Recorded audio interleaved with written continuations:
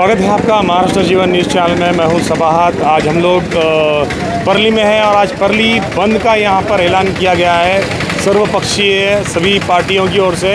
और ये परभनी में जो घटना हुई है, संविधान का जो अपमान हुआ है, संविधान को लेकर जो घटना हुई है और उसके बाद जो कॉम्बिंग ऑपरेशन चल रहा है उसको लेकर जो है परली के अंदर आज बंद का ऐलान किया गया है। आप देख सकते हैं मेरे पीछे काफ़ी लोग यहाँ जमा हैं और पीछे अपने अपने विचारों को यहाँ पर ये लोग रख रहे हैं। ये टावर का एरिया आप देख सकते हैं और पूरा मार्केट यहाँ पर बंद है। काफ़ी लोग यहाँ जमे हुए हैं और परली पूरी तरह से बंद है। और इस बंद में शामिल होने के लिए आप देख सकते हैं मेरे पीछे काफ़ी लोग, हर तरह से लोग हैं। इन लोगों से भी बात करेंगे। परभनी में जो घटना हुई है कि संविधान का अपमान और उसके बाद जो परभनी में हिंसक घटनाएं जो हुई, उसके बाद पुलिस कॉम्बिंग ऑपरेशन भी चल रहा है, इसका भी विरोध यहाँ पर परली में किया जा रहा है। यहाँ पर जो लोग अलग अलग पार्टी के लोग हैं, इनसे भी हम बात करेंगे और जानेंगे कि ये लोग इनके क्या विचार हैं। परभणीला एका समाजकंटकानं भारतीय संविधानाच्या प्रतिकृतीची विटंबना केली।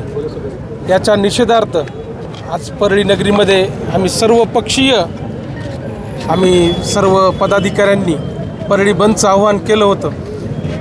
भारतीय राज्यघटनेचे शिल्पकार परमपूज्य डॉक्टर बाबासाहेब आंबेडकरांनी आपल्या देशाला विश्वातील सर्वोत्तम असं संविधान दिलेलं आहे आणि या संविधानाने स्वातंत्र्य, बंधुत्व, समता ही मूल्ये आम्हा सर्वांना दिलेली आहेत आणि हम सब एक है ही भावना संविधानामुळे निर्माण होते आणि निर्माण होत राहील। जोपर्यंत सूर्यचंद्र आहे तोपर्यंत भारतीय संविधान चिरायू असणार आहे।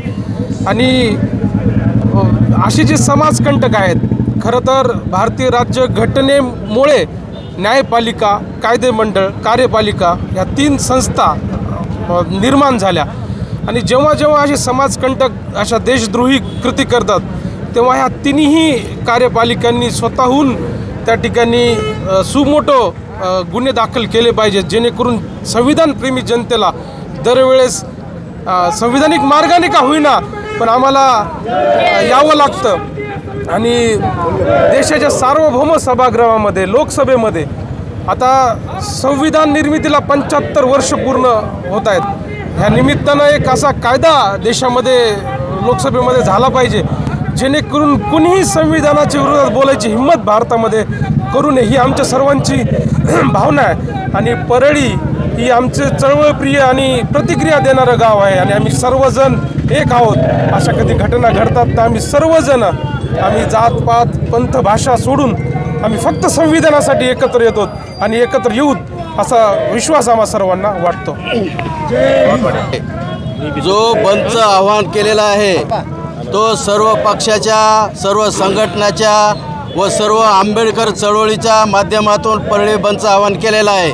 जे परभणीमध्ये जे हिंसक वळण चालू आहे ते शांततेच्या मार्गाने परभणीमध्ये सुद्धा असावं आणि पूर्ण महाराष्ट्रामध्ये सुद्धा याचा शांततेनं प्रतिसाद मिळावा म्हणून आम्ही डॉक्टर बाबासाहेब आंबेडकरांनी संविधान लिहिलं, त्या संविधानाचा जो घटक आहे तो तुमचा आमच्यासाठी हा घटक आहे। तर संविधानाला कुणीही गालबोट लावू नये।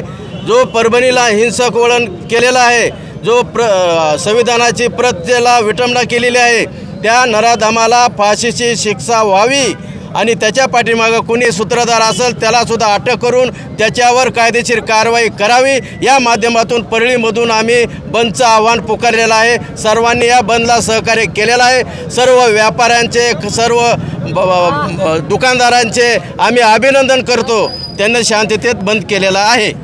या ठिकाणी आज सर्व पक्षाच्या वतीनं परळी बंदचं आव्हान केलं होतं। या परळी बंदच्या आव्हानाला सर्व परळीकरांनी, व्यापाऱ्यांनी, सर्व परळीवासियांनी या ठिकाणी बंदला स्फूर्तपणे प्रतिसाद दिलेला आहे। मी सर्वांचं या ठिकाणी आभार व्यक्त करतो।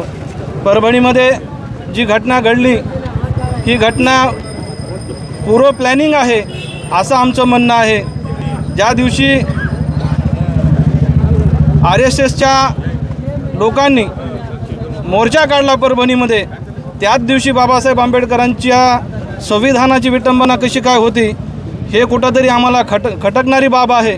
म्हणून आमचं शासनाला म्हणणं आहे, हा जो समाजकंटक आहे हा एकटा नसून याच्या पाठीमागं खूप मोठी ताकद आहे.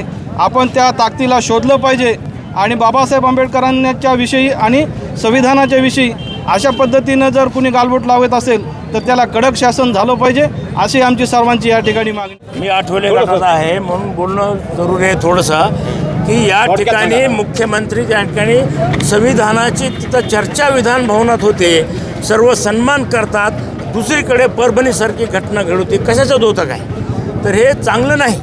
तर नार्वेकरांची निवड असताना माजी मुख्यमंत्री एकनाथराव शिंदे यांनी काय बोलले, जब तक सूरज चांद रहता है जब तक बाबासाहेब आंबेडकरांनी घटना कुणीही हात लावू शकत नाही असं त्यांनी जाहीर केल्यानंतर सुद्धा या कंटकांनी तो कुण्या जातीचा हा प्रश्न नाही, पण हे कोण करायला, याच्या पाठीमागं कोण आहे याचा शोध घेणं नितांत गरजेचं. डॉक्टर बाबासाहेब आंबेडकरांच्या संविधानाचा ज्यांनी त्याच्यावर अपमान केला, जाणीवपूर्वक समाजात तेढ निर्माण करण्याचे जे कृत्य केलं, त्या कृत्य करणाऱ्यावर राष्ट्रद्रोहाचा गुन्हा दाखल करावा आणि त्याला फाशी सजा होईल. हे सर्व विटंबना करण्याचं काम ज्या माथेफिरूनं त्या ठिकाणी केलेलं आहे आणि ही पूर्ण भारतीयांच्या आत्म्याला धक्का देण्याचं काम त्या ठिकाणी त्यांनी केलेलं आहे.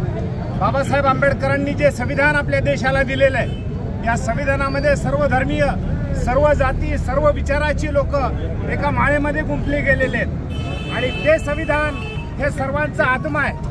प्रत्येकाला या संविधानाबद्दलचा एक वेगळा आदर आहे आणि त्याच्यामुळे आपला देश आणि आपले हे सर्व काही त्याच्यावर लोकशाही टिकून आहे. आणि म्हणून ज्याप्रमाणे परभणीमध्ये त्यांनी जी घटना केली आहे त्याचा या ठिकाणी मी राष्ट्रवादी काँग्रेस पक्ष, शरद पवार